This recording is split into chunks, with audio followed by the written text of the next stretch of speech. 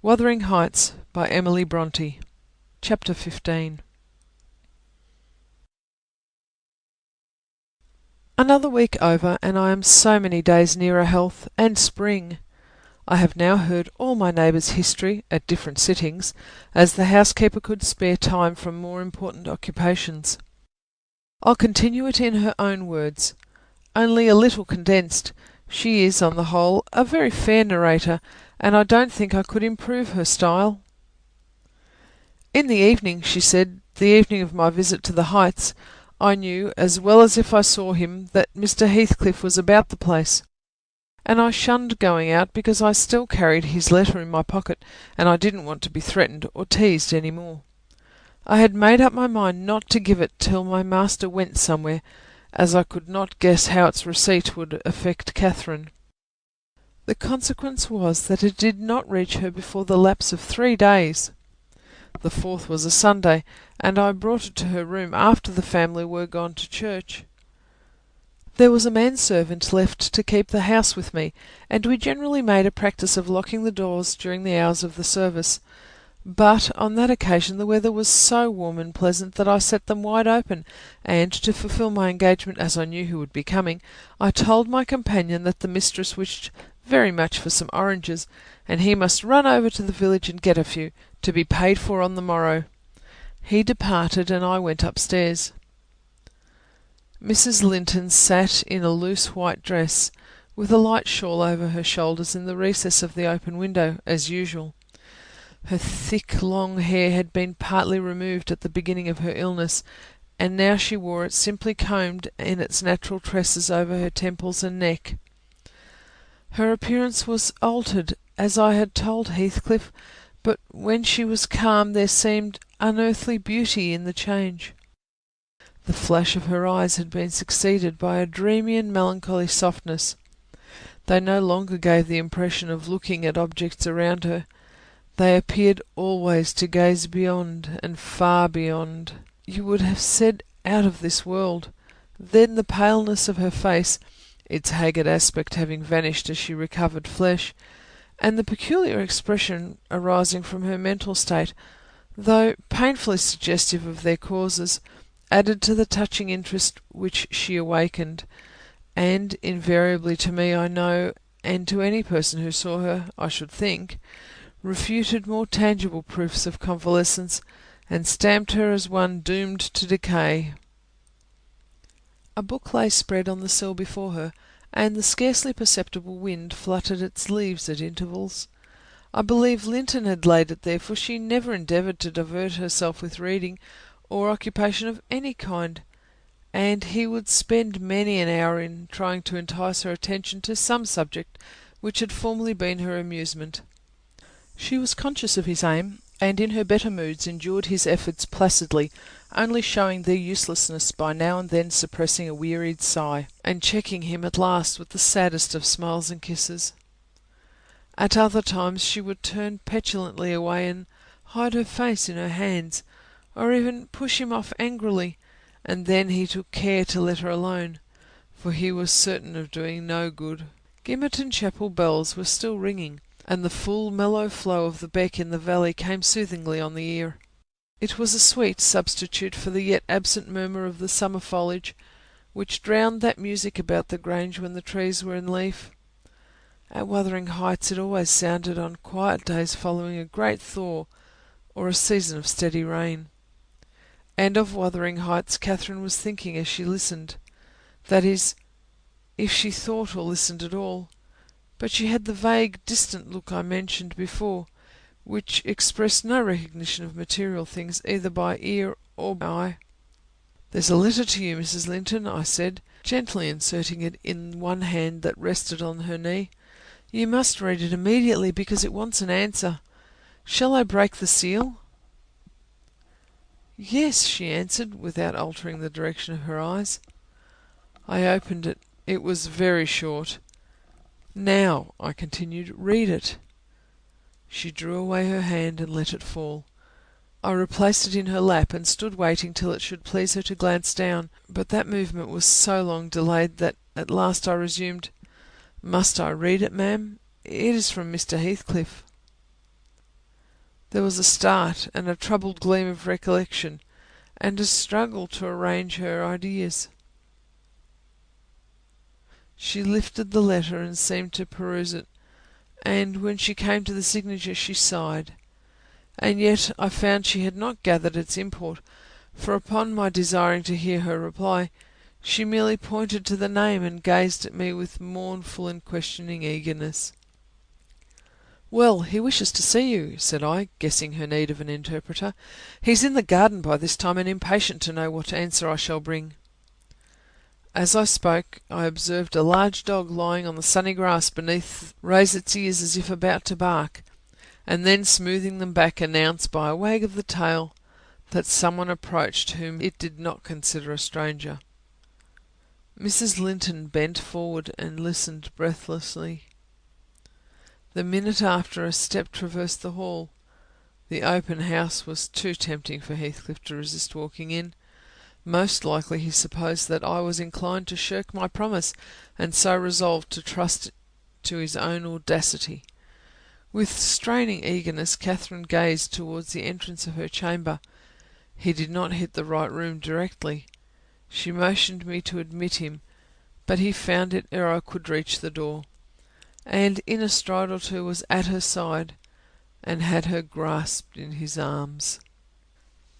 He neither spoke nor loosed his hold for some 5 minutes, during which period he bestowed more kisses than he ever gave in his life before, I dare say, but then my mistress had kissed him first, and I plainly saw that he could hardly bear, for downright agony, to look into her face. The same conviction had stricken him as me, from the instant he beheld her, that there was no prospect of ultimate recovery there. She was fated, sure to die. "Oh, Cathy! Oh, my life! How can I bear it?" was the first sentence he uttered, in a tone that did not seek to disguise his despair. And now he stared at her so earnestly that I thought the very intensity of his gaze would bring tears into his eyes, but they burned with anguish, they did not melt. "What now?" said Catherine, leaning back and returning his look with suddenly clouded brow. Her humour was a mere vein for constantly varying caprices. "You and Edgar have broken my heart, Heathcliff, and you both come to bewail the deed to me, as if you were the people to be pitied. I shall not pity you. Not I. You have killed me, and thriven on it, I think. How strong you are! How many years do you mean to live after I am gone?" Heathcliff had knelt on one knee to embrace her. He attempted to rise, but she seized his hair and kept him down. "I wish I could hold you," she continued bitterly, "till we were both dead. I shouldn't care what you suffered. I care nothing for your sufferings. Why shouldn't you suffer? I do. Will you forget me? Will you be happy when I am in the earth? Will you say 20 years hence, 'That's the grave of Catherine Earnshaw. I loved her long ago, and was wretched to lose her, but it is past. I've loved many others since. My children are dearer to me than she was, and at death I shall not rejoice that I are going to her. I shall be sorry that I must leave them.' Will you say so, Heathcliff?" "Don't torture me till I'm as mad as yourself," cried he, wrenching his head free and grinding his teeth. The two, to a cool spectator, made a strange and fearful picture. Well might Catherine deem that heaven would be the land of exile to her, unless with her mortal body she cast away her mortal character also. Her present countenance had a wild vindictiveness in its white cheek, and a bloodless lip and scintillating eye, and she retained in her closed fingers a portion of the locks she had been grasping. As to her companion, while raising himself with one hand, he had taken her arm with the other, and so inadequate was his stock of gentleness to the requirements of her condition, that on letting go I saw 4 distinct impressions left blue in the colourless skin. "Are you possessed with the devil?" he pursued savagely, "to talk in that manner to me when you are dying? Do you reflect that all those words will be branded in my memory, and eating deeper eternally after you have left me? You know you lie to say I have killed you, and, Catherine, you know that I could as soon forget you as my existence. It is not sufficient for your infernal selfishness that while you are at peace I shall writhe in the torments of hell." "I shall not be at peace," moaned Catherine, recalled to a sense of physical weakness by the violent, unequal throbbing of her heart, which beat visibly and audibly under this excessive agitation. She said nothing further till the paroxysm was over, and then she continued more kindly: "I'm not wishing you greater torment than I have, Heathcliff. I only wish us never to be parted, and should a word of mine distress you hereafter, I think I feel the same distress underground, and for my own sake forgive me. Come here and kneel down again. You never harmed me in your life; nay, if you nurse anger, that will be worse to remember than my harsh words. Won't you come here again? Do." Heathcliff went to the back of her chair and leaned over, but not so far as to let her see his face, which was livid with emotion. She bent around to look at him. He would not permit it. Turning abruptly, he walked to the fireplace, where he stood, silent, with his back towards us. Mrs. Linton's glance followed him suspiciously. Every moment woke a new sentiment in her. After a pause and a prolonged gaze, she resumed, addressing me in accents of indignant disappointment: "Oh, you see, Nelly, he would not relent a moment to keep me out of the grave. That is how I'm loved. Well, never mind. That is not my Heathcliff. I shall love mine yet, and take him with me. He's in my soul. And," added she musingly, "the thing that irks me most is this shattered prison after all. I'm tired of being enclosed here. I'm wearying to escape into that glorious world, and to be always there, not seeing it dimly through tears, and yearning for it through walls of an aching heart, but really with it and in it. Nelly, you think you are better and more fortunate than I, in full health and strength. You are sorry for me. Very soon that will be altered. I shall be sorry for you. I shall be incomparably beyond and above you all. I wonder he won't be near me," she went on to herself. "I thought he wished it. Heathcliff, dear, you should not be sullen now. Do come to me, Heathcliff." In her eagerness, she rose and supported herself on the arm of the chair. At that earnest appeal, he turned to her, looking absolutely desperate. His eyes, wide and wet, at last flashed fiercely on her. His breast heaved convulsively. At an instant they held asunder, and then how they met I hardly saw, but Catherine made a spring, and he caught her, and they were locked in an embrace from which I thought my mistress would never be released alive. In fact, to my eyes she seemed directly insensible. He flung himself into the nearest seat, and, on my approaching hurriedly to ascertain if she had fainted, he gnashed at me and foamed like a mad dog, and gathered her to him with greedy jealousy. I did not feel as if I were in the company of a creature of my own species. It appeared that he would not understand, though I spoke to him, so I stood off and held my tongue with great perplexity. A movement of Catherine's relieved me a little presently.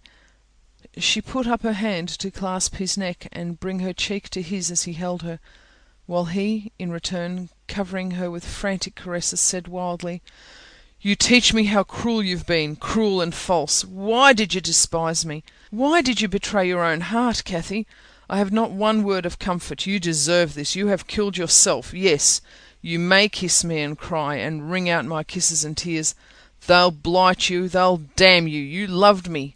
Then what right had you to leave me? What right? Answer me, for the poor fancy you felt for Linton. Because misery and degradation and death and nothing that God or Satan could inflict would have parted us. You, of your own will, did it. I have not broken your heart. You have broken it, and in breaking it you have broken mine. So much the worse for me that I am strong. Do I want to live? What kind of living will it be when you... Oh God, would you like to live with your soul in the grave?" "Let me alone," sobbed Catherine. "If I've done wrong, I'm dying for it. It is enough. You left me too, but I won't upbraid you. I forgive you. Forgive me." "It is hard to forgive and look at those eyes and feel those wasted hands," he answered. "Kiss me again, and don't let me see your eyes. I forgive what you have done to me. I love my murderer, but yours? How can I?" They were silent, their faces hid against each other and washed by each other's tears. At least, I suppose the weeping was on both sides, as it seemed Heathcliff would weep on a great occasion like this. I grew very uncomfortable meanwhile, for the afternoon wore fast away. The man whom I had sent off returned from his errand, and I could distinguish by the shine of the western sun up the valley a concourse thickening outside Gimmerton Chapel porch. "Service is over," I announced. "My master will be here in half an hour." Heathcliff groaned a curse and strained Catherine closer. She never moved. Ere long I perceived a group of the servants passing up the road toward the kitchen wing. Mr. Linton was not far behind, and he opened the gate himself and sauntered slowly up, probably enjoying the lovely afternoon that breathed the softest summer. "Now he is here!" I exclaimed. "For heaven's sake, hurry down! You'll not meet anyone on the front stairs. Do be quick, and stay among the trees till he is fairly in." "I must go, Cathy," said Heathcliff, seeking to extricate himself from his companion's arms. "But if I live I'll see you again before you are asleep. I won't stray 5 yards from your window." "You must not go," she answered, holding him as firmly as her strength allowed. "You shall not, I tell you." "For 1 hour," he pleaded earnestly. "Not for 1 minute," she replied. "I must. Linton will be up immediately," persisted the alarmed intruder. He would have risen and unfixed his fingers by the act. She clung fast, gasping. There was mad resolution in her face. "No!" she shrieked. "Oh, don't go! It's the last time. Edgar will not hurt us, Heathcliff. I shall die! I shall die!" "Damn the fool! There he is!" cried Heathcliff, sinking back into his seat. "Hush, my darling, hush, hush, Catherine, I'll stay. If he shot me, so! I'd expire with a blessing on my lips." And there they were fast again. I heard my master mounting the stairs. The cold sweat ran from my forehead. I was horrified. "Are you going to listen to her ravings?" I said passionately. "She does not know what she says. Will you ruin her because she has not wit to help herself? Get up! You could be free instantly. That is the most diabolical deed that you ever did. We are all done for, master, mistress, and servant." I wrung my hands and cried out, and Mr. Linton hastened his step at the noise. In the midst of my agitation I was sincerely glad to observe that Catherine's arms had fallen relaxed and her head hung down. "She's fainted or dead," I thought. "So much the better, for better that she should be dead than lingering a burden and misery maker to all about her." Edgar sprang to his unbidden guest, blanched with astonishment and rage. What he meant to do I cannot tell. However, the other stopped all demonstrations at once by placing the lifeless-looking form in his arms. "Look there," he said. "Unless you be a fiend, help her first, and then you shall speak to me." He walked into the parlour and sat down. Mr. Linton summoned me, and with a great difficulty, and after resorting to many means, we managed to restore her to her sensation. But she was all bewildered. She sighed and moaned, and knew nobody. Edgar, in his anxiety for her, forgot her hated friend. I did not. I went at the earliest opportunity and besought him to depart, affirming that Catherine was better, and he should hear from me in the morning how she passed the night. "I shall not refuse to go out of doors," he answered, "but I shall stay in the garden, and Nelly, mind you keep your word. Tomorrow I shall be under those larch trees. Mind, or I pay another visit whether Linton be in or not." He sent a rapid glance through the half-open door of the chamber, and ascertaining that what I stated was apparently true, delivered the house of his luckless presence.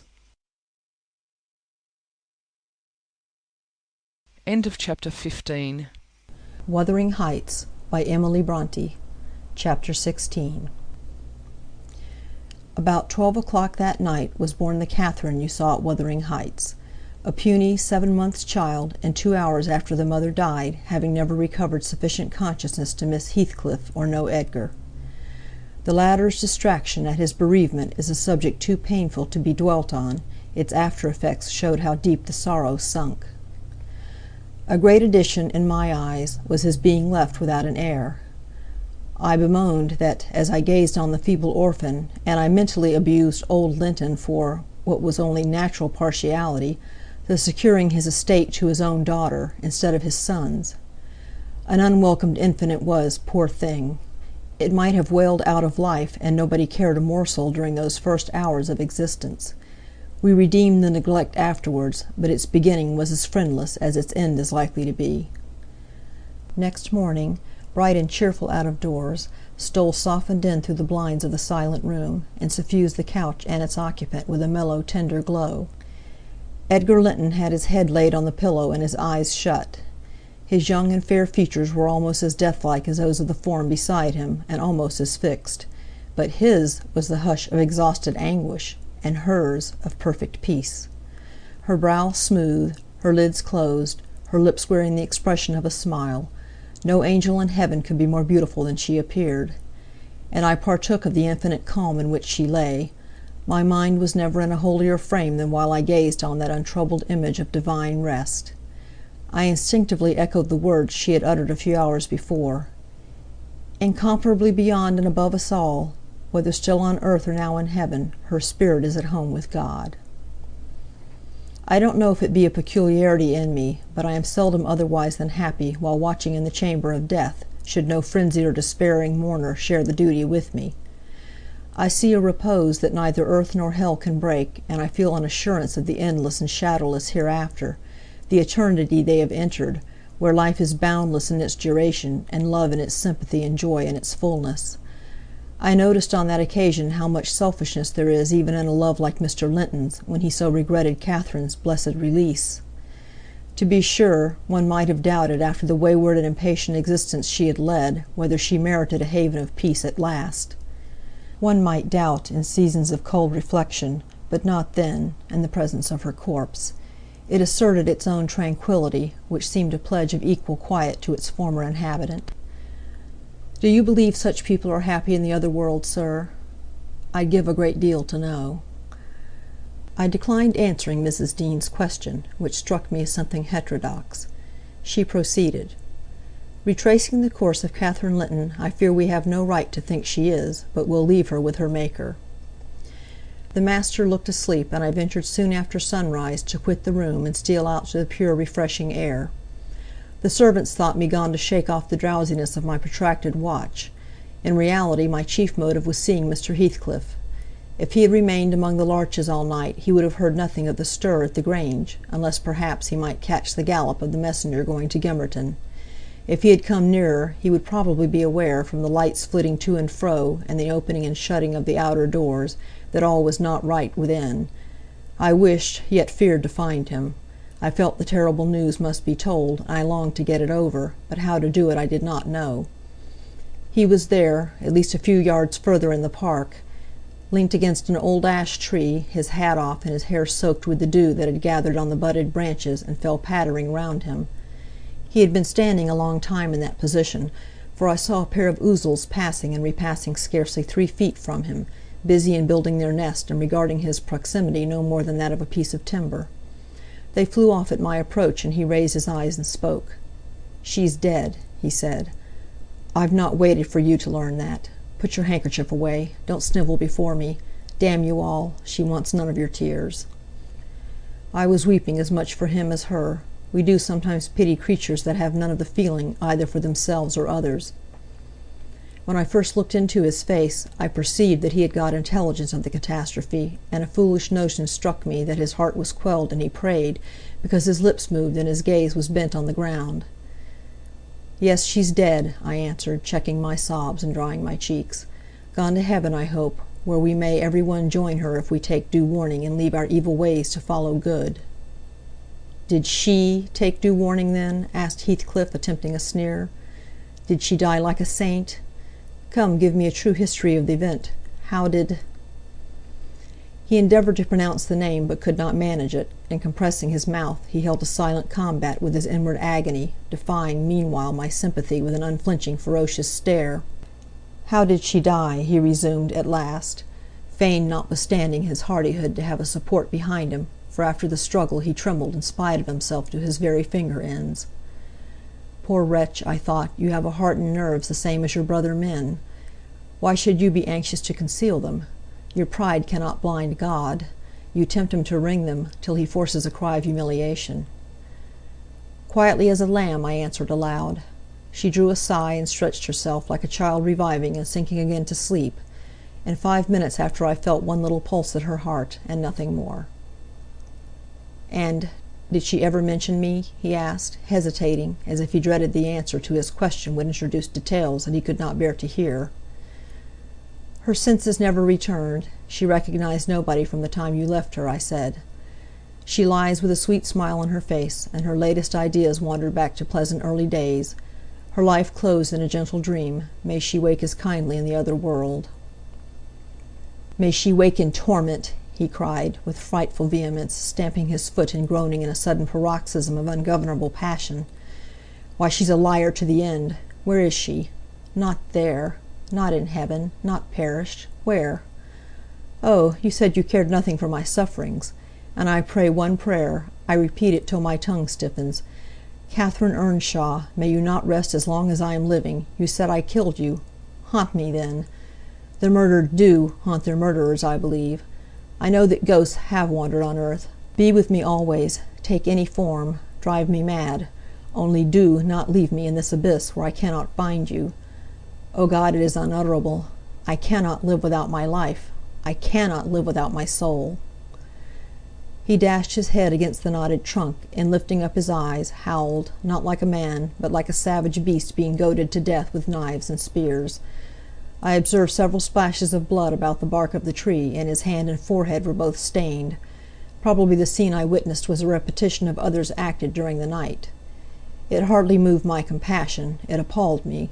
Still I felt reluctant to quit him so. But the moment he recollected himself enough to notice me watching, he thundered a command for me to go, and I obeyed. He was beyond my skill to quiet or console.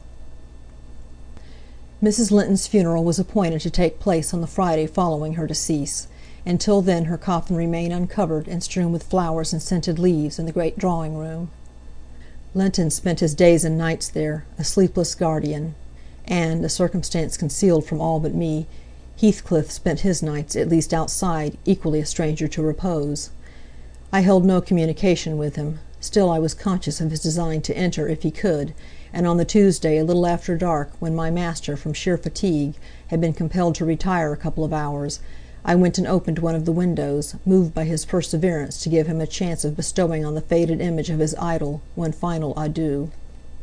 He did not omit to avail himself of the opportunity, cautiously and briefly; too cautiously to betray his presence by the slightest noise.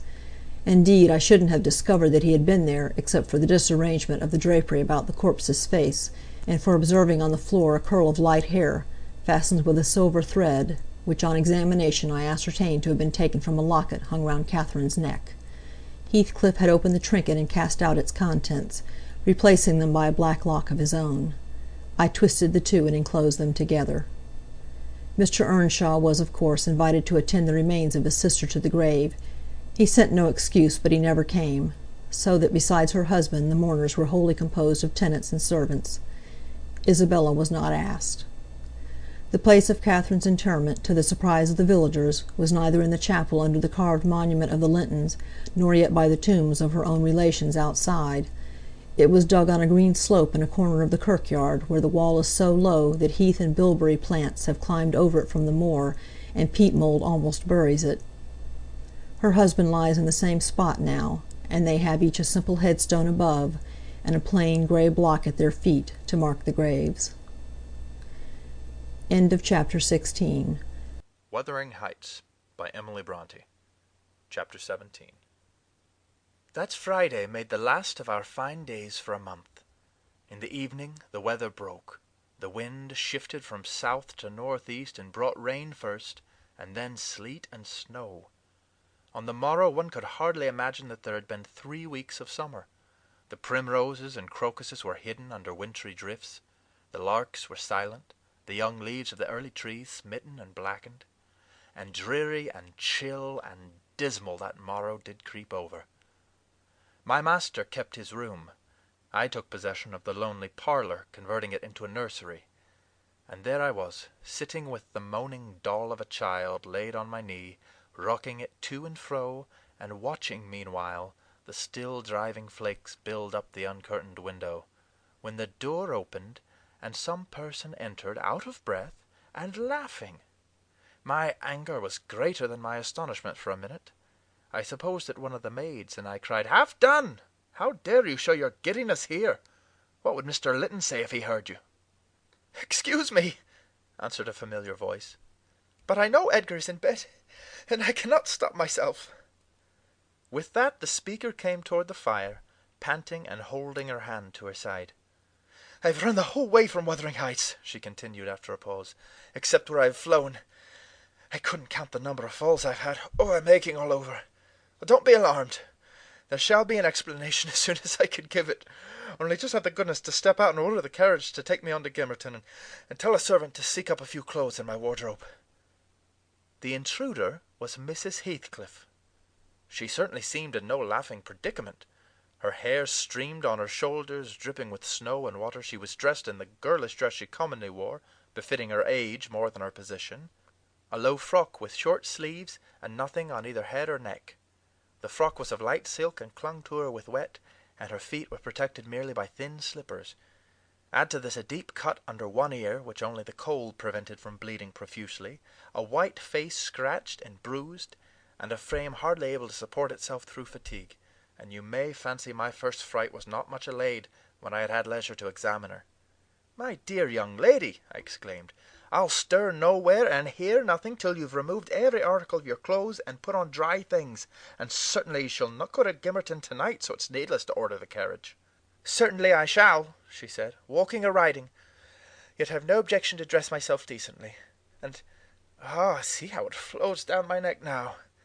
The fire does make it smart."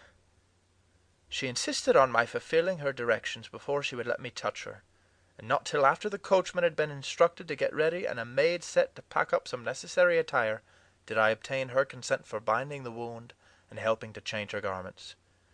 "Now, Ellen," she said when my task was finished and she was seated in an easy chair on the hearth with a cup of tea before her, "you sit down opposite me and put poor Catherine's baby away. I don't like to see it.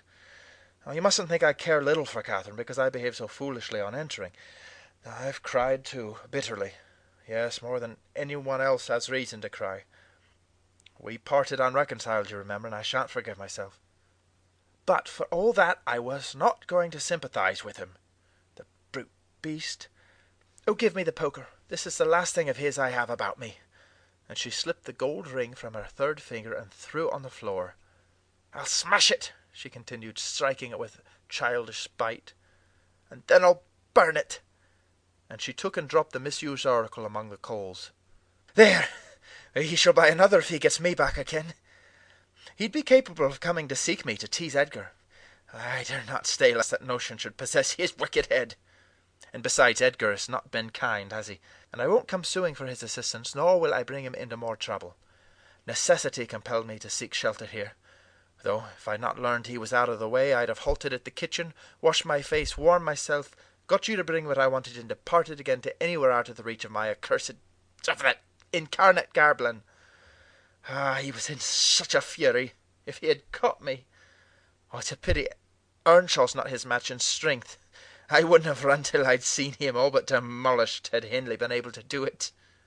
"Well, don't talk so fast, miss," I interrupted. "You'll disorder the handkerchief I've tied around your face and make the cut bleed again. Drink your tea and take breath and give over laughing. Laughter's sadly out of place under this roof, and in your condition." "An undeniable truth," she replied. "Listen to that child. It maintains a constant wail. Send it out of my hearing for an hour. I shan't stay any longer." I rang the bell and committed it to a servant's care, and then I inquired what had urged her to escape from Wuthering Heights in such an unlikely plight, and where she meant to go, as she refused remaining with us.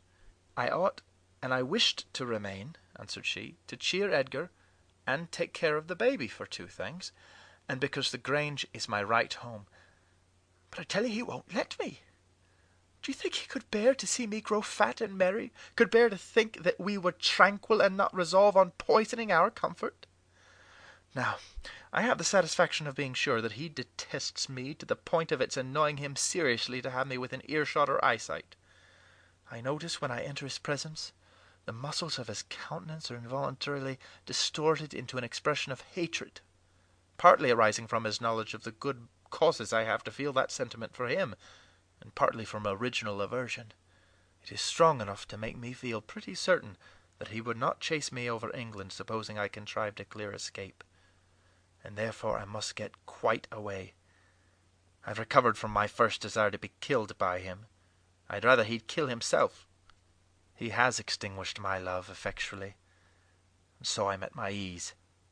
I can recollect yet how I loved him, and can dimly imagine that I could still be loving him if... No, even if he had doted on me, the devilish nature would have revealed its existence somehow. Catherine had an awfully perverted taste to esteem him so dearly, knowing him so well. Monster! Would that he could be blotted out of creation and out of my memory. Hush, hush, he's a human being, I said. Be more charitable. There are worse men than he is yet. He's not a human being, she retorted, and he has no claim on my charity. I gave him my heart, and he took and pinched it to death and flung it back to me.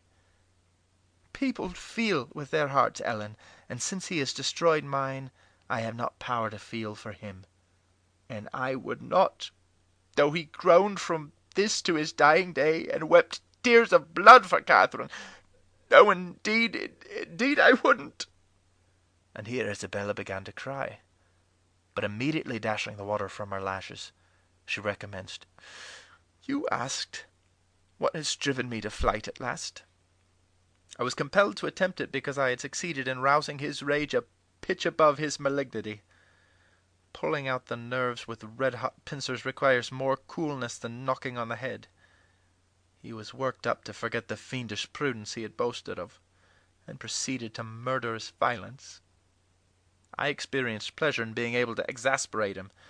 The sense of pleasure woke my instinct of self-preservation, so I fairly broke free. Yet if ever I come into his hands again, he is welcome to a signal revenge. Yesterday, Mr. Earnshaw should have been at the funeral. He kept himself sober for the purpose, tolerably sober, not going to bed mad at 6 o'clock and getting up drunk at 12. Consequently, he rose in suicidal low spirits, as fit for the church as for a dance, and instead he sat down by the fire and swallowed gin or brandy by the tumblerfuls. Heathcliff, I shudder to name him, has been a stranger in the house from last Sunday till today. Whether the angels have fed him or his kin beneath, I cannot tell, but he has not eaten a meal with us for nearly a week. He had just come home at dawn, and gone upstairs to his chamber, locking himself in, as if anybody dreamt of coveting his company. There he was continued, praying like a Methodist, only the deity he implored is senseless dust and ashes, and God, when addressed, was curiously confounded with his own black father. After concluding these precious orisons, and they lasted generally till he grew hoarse and his voice was strangled in his throat, he would be off again, always straight down to the Grange. I wonder Edgar did not send for a constable and give him into custody. For me, grieved as I was about Catherine, it was impossible to avoid regarding this season of deliverance from degrading oppression as a holiday.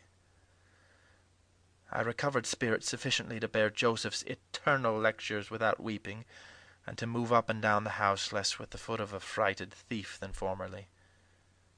You wouldn't think that I should cry at anything Joseph could say, but he and Hareton are detestable companions. I'd rather sit with Hindley and hear his awful talk than with the little master and his staunch supporter, that odious old man. When Heathcliff is in, I'm often obliged to seek the kitchen and their society, or starve among the damp uninhabited chambers. When he's not, as was the case this week, I establish a table and chair at one corner of the house fire, and never mind how Mr. Earnshaw may occupy himself, and he does not interfere with my arrangements. He's quieter now than he used to be, if no one provokes him, more sullen and depressed and less furious. Joseph affirms he's sure he's an altered man, that the Lord has touched his heart, and he is saved so as by fire. I'm puzzled to detect signs of the favourable change, but it's not my business. Yesterday evening I sat in my nook reading some old books till late on towards 12. It seemed so dismal to go upstairs with the wild snow blowing outside, and my thoughts continually reverting to the kirkyard and to the new-made grave. I dare hardly lift my eyes from the page before me, that melancholy scene so instantly usurped its place. Hindley sat opposite, his head leant on his hand, perhaps meditating on the same subject. He had ceased drinking at a point below irrationality, and had neither stirred nor spoken during 2 or 3 hours. There was no sound through the house but the moaning wind, which shook the windows every now and then, the faint crackling of the coals, and the click of my snuffers as I removed at intervals the long wick of the candle. Hareton and Joseph were probably fast asleep in bed. It was very, very sad, and while I read I sighed, for it seemed as if all joy had vanished from the world, never to be restored. The doleful silence was broken at length by the sound of the kitchen latch. Heathcliff had returned from his watch earlier than usual, owing, I suppose, to the sudden storm. That entrance was fastened, and we heard him coming round to get in by the other. I rose with an irrepressible expression of what I felt on my lips, which induced my companion, who had been staring towards the door, to turn and look at me. "I'll keep him out 5 minutes," he exclaimed. "You won't object?" "No, you may keep him out the whole night for me," I answered. "Do put the key in the lock and draw the bolts." Earnshaw accomplished this ere his guest reached the front. He then came and brought his chair to the other side of my table, leaning over it, and searching in my eyes for a sympathy with the burning hate that gleamed from his. As he both looked and felt like an assassin, he couldn't exactly find that, but he discovered enough to encourage him to speak. "You and I," he said, "have each a great debt to settle with the man out yonder. If we were neither of us cowards, we might combine to discharge it. Are you as soft as your brother? Are you willing to endure till the last, and not once attempt a repayment?" "I'm weary of enduring now," I replied, "and I'd be glad of a retaliation that wouldn't recoil on myself. But treachery and violence are spears pointed at both ends. They wound those who resort to them worse than their enemies." "Treachery and violence are a just return for treachery and violence," cried Hindley. "Mrs. Heathcliff, I'll ask you to do nothing but sit still and be dumb. Tell me now, can you? I'm sure you would have as much pleasure as I in witnessing the conclusion of the fiend's existence. He'll be your death unless you overreach him, and he'll be my ruin. Damn the hellish villain! He knocks at the door as if he were master here already. Promise to hold your tongue, and before that clock strikes, it wants 3 minutes of 1, you're a free woman." He took the implements which I described to you in my letter from his breast, and would have turned down the candle. I snatched it away, however, and seized his arm. "I'll not hold my tongue," I said. "You mustn't touch him. Let the door remain shut and be quiet." "No! I form my resolution, and by God I'll execute it!" cried the desperate being. "I'll do you a kindness in spite of yourself, and hate injustice, and you needn't trouble your head to screen me. Catherine is gone.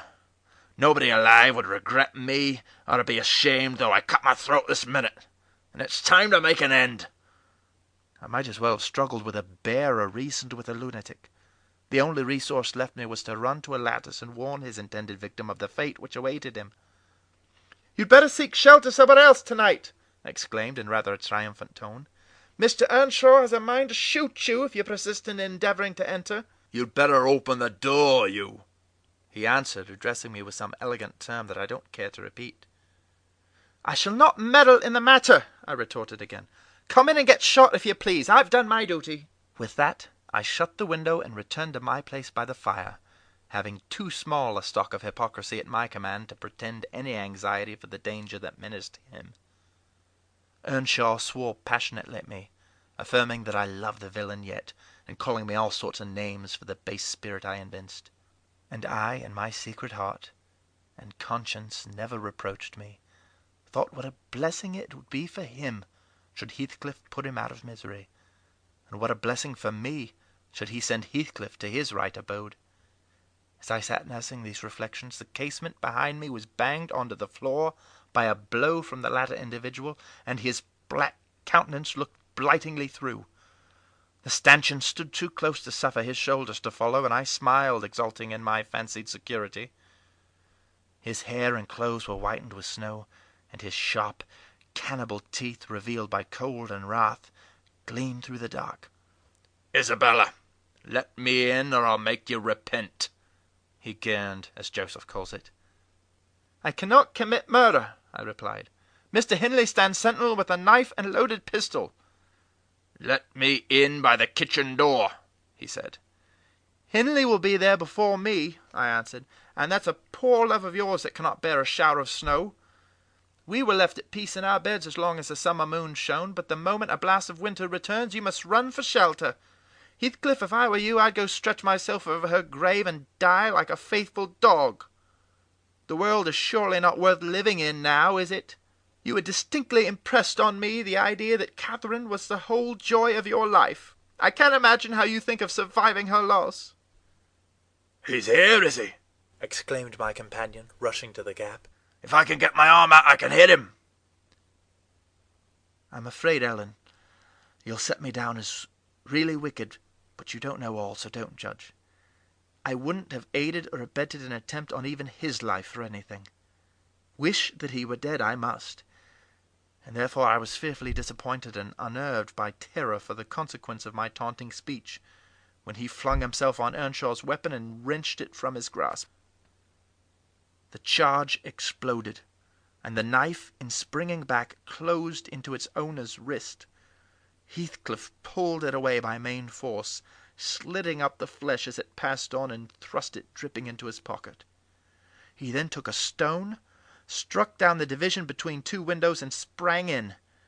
His adversary had fallen senseless with excessive pain and the flow of blood that gushed from an artery or a large vein, and the ruffian kicked and trampled on him, and dashed his head repeatedly against the flags, holding me with one hand meantime to prevent me summoning Joseph. He exerted preterhuman self-denial in abstaining from finishing him completely, but, getting out of breath, he finally desisted, and dragged the apparently inanimate body on to the settle. There he tore off the sleeve of Earnshaw's coat, and bound up the wound with brutal roughness, spitting and cursing during the operation as energetically as he had kicked before. Being at liberty, I lost no time in seeking the old servant, who, having gathered by degrees the purport of my hasty tale, hurried below, gasping as he descended the steps, two at once. "What's there to do now? What is there to do now?" "There's this to do," thundered Heathcliff, "that your master's mad, and should he last another month, I'll have him to an asylum. And how the devil did you come to fasten me out, you toothless hound? Don't stand muttering and mumbling there. Come, I'm not going to nurse him. Wash that stuff away, and mind the sparks of your candle. It's more than half brandy."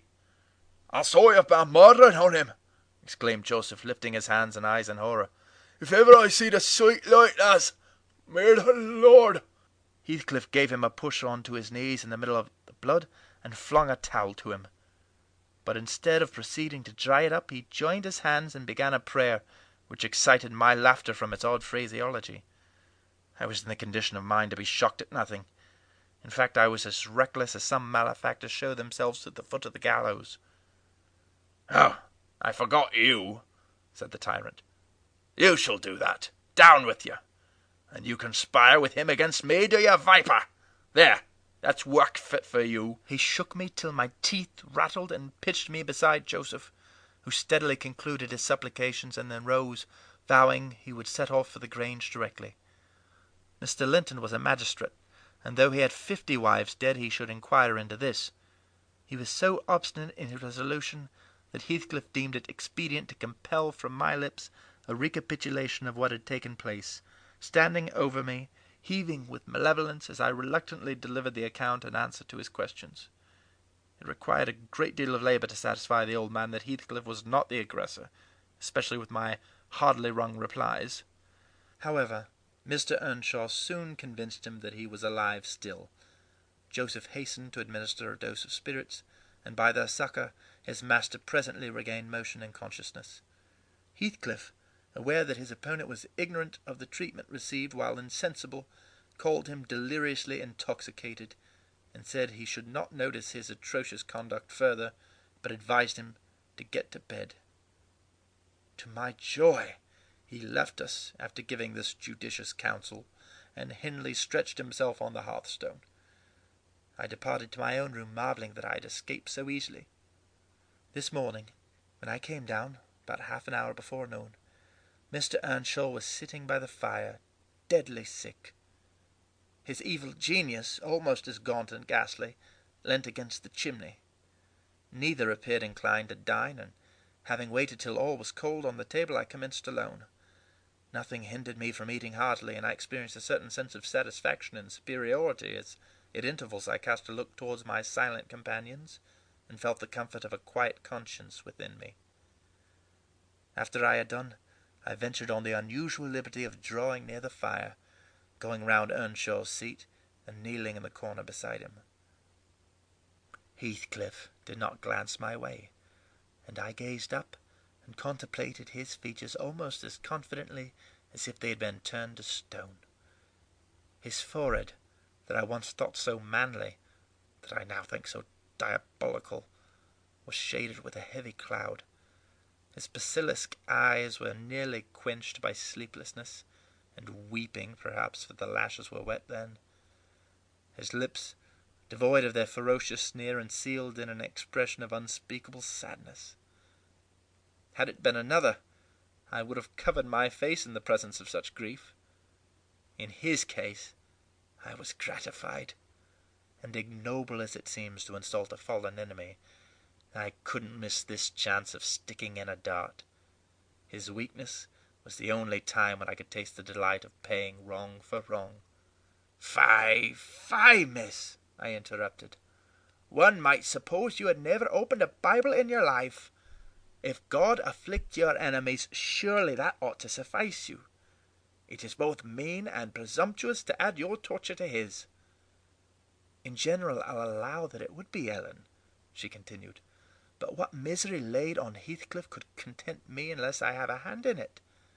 I'd rather he suffered less if I might cause his sufferings, and he might know that I was the cause. Oh, I owe him so much. On only one condition can I hope to forgive him. It is, if I may take an eye for an eye, a tooth for a tooth. For every wrench of agony return a wrench, reduce him to my level. As he was the first to injure, make him the first to implore pardon. And then, why then, Ellen, I might show you some generosity. But it is utterly impossible I can ever be revenged, and therefore I cannot forgive him." Hindley wanted some water, and I handed him a glass and asked him how he was. "Not as ill as I wish," he replied, "but leaving out my arm, every inch of me is as sore as if I had been fighting with a legion of imps." "Yes, no wonder," was my next remark. "Catherine used to boast that she stood between you and bodily harm. She meant that certain persons would not hurt you for fear of offending her. It's well people don't really rise from their graves, or last night she might have witnessed a repulsive scene. Are not you bruised and cut over your chest and shoulders?" "I can't say," he answered. "What do you mean? Did he dare to strike me when I was down?" "He trampled on and kicked you and dashed you to the ground," I whispered, "and his mouth watered to tear you with his teeth, because he's only half man, though not so much, and the rest fiend." Mr. Earnshaw looked up, like me, to the countenance of our mutual foe, who, absorbed in his anguish, seemed insensible to anything around him. The longer he stood, the plainer his reflections revealed their blackness through his features. "Oh, if God would give me strength to strangle him in my last agony, I'd go to hell with joy," groaned the impatient man, writhing to rise, and sinking back in despair, convinced of his inadequacy for the struggle. "Nay, it's enough that he's murdered one of you," I observed aloud. "At the Grange, everyone knows your sister would have been living now if it had not been for Mr. Heathcliff. After all, it is preferably hated than loved by him. When I recollect how happy we were, how happy Catherine was before he came, I'm fit to curse the day." Most likely Heathcliff noticed more the truth of what was said than the spirit of the person who said it.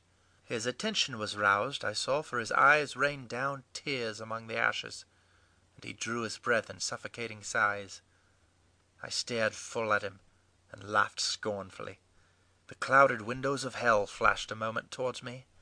The fiend, which usually looked out, however, was so dimmed and drowned that I did not fear to hazard another sound of derision. "Get up and be gone out of my sight," said the mourner. I guessed he uttered those words at least, though his voice was hardly intelligible. "I beg your pardon," I replied, "but I loved Catherine too, and her brother requires attendance, which for her sake I shall supply. Now that she's dead, I see her in Hindley. Hindley has exactly her eyes, if you had not tried to gouge them out and made them black and red. And her—" "Get up, wretched idiot, before I stamp you to death!" he cried, making a movement that caused me to make one also. "But then," I continued, holding myself ready to flee, "if poor Catherine had trusted you, and assumed the ridiculous, contemptible, degrading title of Mrs. Heathcliff, she would soon have presented a similar picture. She wouldn't have borne your abominable behaviour quietly. Her detestation and disgust must have found voice." The back of the settle and Earnshaw's person interposed between me and him.